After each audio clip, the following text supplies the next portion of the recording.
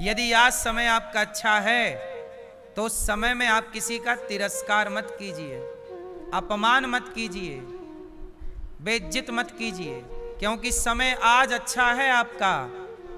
गाड़ी का पहिया देखो ना, साइकिल का पहिया, गाड़ी का पहिया, जो पहिए का हिस्सा ऊपर है वो हिस्सा थोड़ी देर बाद नीचे आ जाता है, और जो हिस्सा नीचे है वो घूम करके ऊपर चला जाता है। यही ईश्वर का सिद्धांत है। कब किसको भगवान कहाँ पहुँचा दें, ये खेल सब भगवान का है। हमें लगता है हम करते हैं, आपको लगता है आप करते हैं, पर ना आप करते हैं ना हम करते हैं। सबको किसको कहाँ पहुँचाना है ये भगवान ही निश्चित करते हैं। हम और आप केवल झूठे ही घमंड पाल लेते हैं, झूठे ही घमंड पाल लेते हैं। हम और आप तो ईश्वर की पुतली हैं, वो नचाता है और हम, इसलिए किसी बात का घमंड ना कीजिए, किसी बात का घमंड ना कीजिए, अभिमान नहीं करना चाहिए। समय अच्छा है आपका, आपके पास पैसा है, उससे समाज की सेवा कीजिए, सबका भला कीजिए। आप उस पैसे से किसी को परेशान करने का ना सोचिए, वरना जब ईश्वर आपको परेशान करने पे आएंगे तो कोई आपको बचा ना पाएगा। बात समझ में आई मेरी मां? ईश्वर की अदालत में न्याय होता है। अन्याय जगत में हो सकता है, यहां का कोई व्यक्ति अन्याय करे तो करे, पर भगवान की अदालत में अन्याय नहीं है, न्याय है। पर ईश्वर की अदालत में थोड़ा टाइम लगता है। God mills grind slow but sure. ईश्वर की चक्की धीरे धीरे चलती है, चलती है, आटा पिसता है, गेहूं पिसता, पर धीरे धीरे। इसलिए भरोसा भगवान का रखिएगा, और हर परिस्थिति में क्या रखिएगा? ईश्वर की कृपा का अनुभव करिएगा। इसलिए मेरा मानना है कि ये संसार चल रहा है तो इसे कोई चला रहा है। ये दास अनिरुद्ध बोल रहा है तो मैं यूं ही नहीं बोल रहा हूं, भगवान बुलवा रहे हैं। आप आए तो आपको बुलाया गया, आप सुन रहे हैं तो भगवान आपको सुनवाना चाहते हैं कि ये सुनो। जैसे भगवान कृष्ण दुर्योधन के पास गए और समझा रहे हैं, मान जा, पांडवों को 5 गांव दे दे, पर वो नहीं सुना, वो नहीं समझा। पांडवों को 5 गांव। अच्छा एक बात आपको बताएं, भगवान की सब तरह की इच्छा होती है।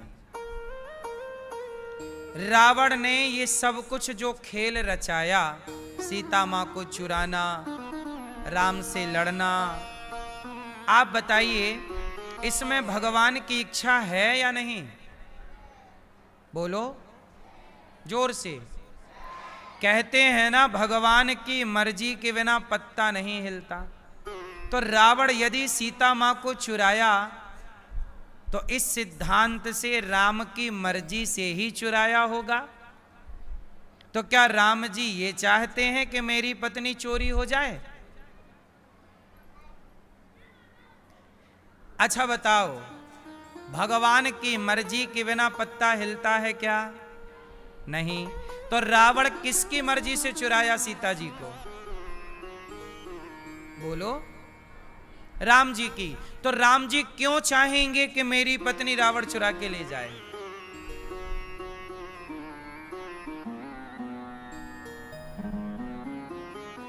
बोलो, मैया शांत रहने का, उत्तर देने का, बातें करने का नहीं मेरी मां।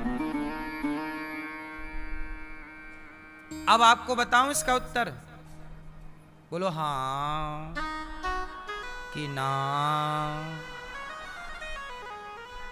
सुनो,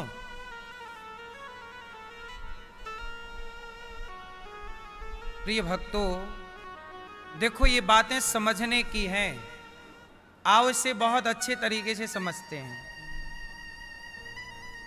भगवान की मर्जी के बिना पत्ता नहीं हिलता। तो रावण ने सीता मैया को चुराया तो किसकी मर्जी? राम की। तो राम क्यों चाहेंगे कि मेरी पत्नी रावण चुरा के ले जाए? एक्चुअली राम धरती पर इसलिए आए कि समाज को सीख मिले, मैसेज मिले। और मैसेज कैसे मिलेगा? मैसेज कैसे मिलेगा? तो मैसेज देने के लिए भी तो एक खेल खेलना पड़ेगा। बोलो हाँ। यदि आपको समझाना है कोई बात तो एक कहानी तो बोलनी पड़ेगी ना आपको। तो वो कहानी का हिस्सा बनेगा कौन?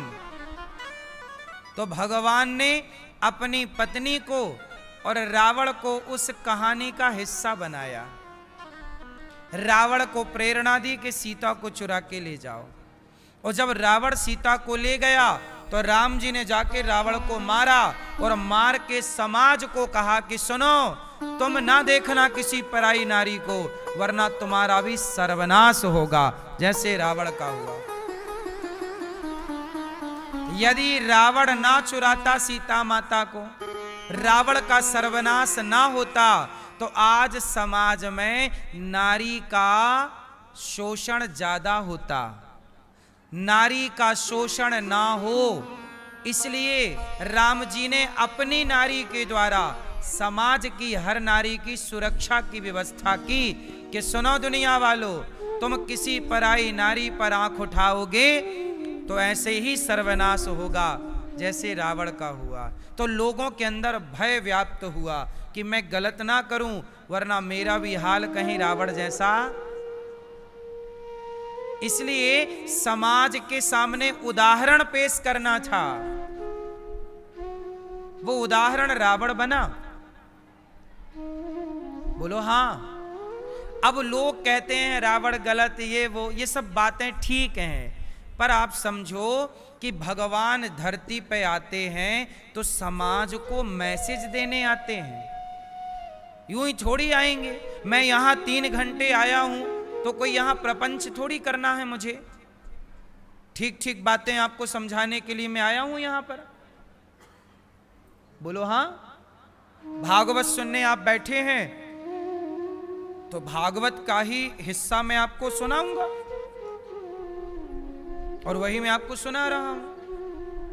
ये सारी सीख कहां से आई? भागवत से, रामायण से। वही हम आपको सुना रहे।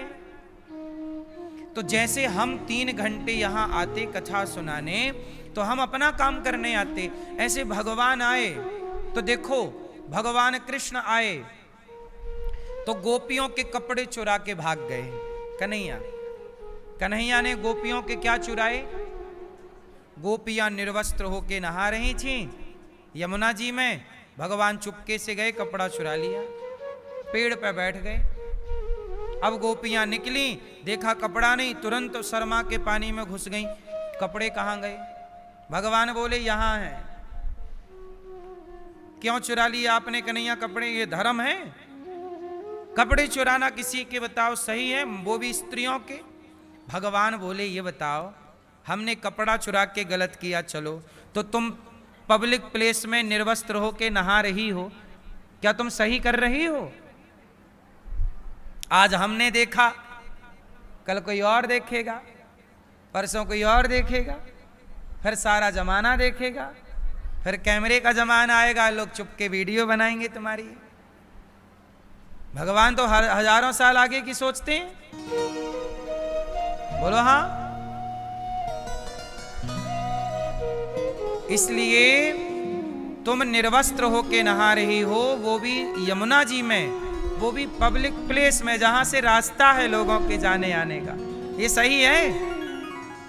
तब भगवान ने कहा कि आज तुम कसम खाओ कि आइंदा तुम कपड़े उतार कर इस तरह से स्नान तो कपड़े चुराने के पीछे भी समाज को एक मैसेज देना था कि निर्वस्त्र होकर स्नान नहीं करना चाहिए। और जब भगवान ने प्रतिज्ञा दिलाई, बाद में कपड़े लौटाए, काम पूरा हो गया।